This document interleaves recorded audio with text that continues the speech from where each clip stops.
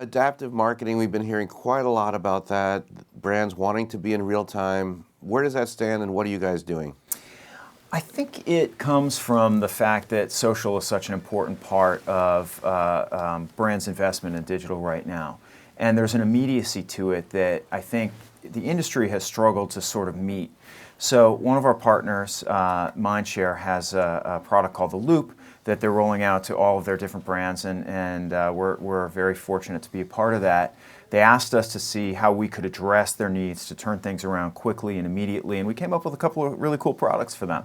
The first we call Pulse, and what Pulse does is we have the ability to tap hundreds of thousands of users at any given time. So while a campaign is in market, we can ask questions and get people's responses and plug that right into the client's back end. So they're seeing how people are feeling about the stuff that's in market at the time it's happening. And the other one is called June Group Live. And that's really neat because we can get 100,000 people in the first hour that something launches to interact with it. So it might be a video that we get 100,000 people to watch, or it could be just an event that's happening on a web page.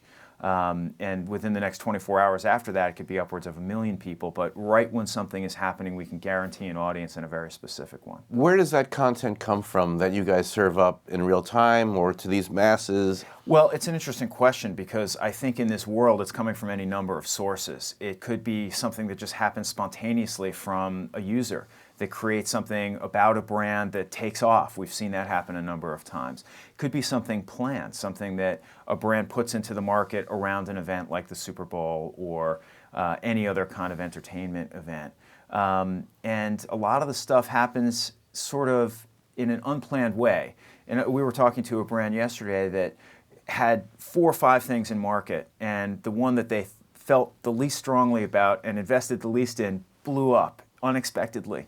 And so I think it's when things like that happen that brands and their agencies want to capture the energy and really take part in it. Where do brands stand in terms of dealing with mobile? Because it's really changing quickly, isn't it? Well, it's the first screen. There's no two ways about it. I think I saw a stat that each of us picks up our smartphone 150 times a day, and I think I resemble that remark, as many of us do. I think brands are understanding the importance of it and then sort of trying to find ways to leverage it.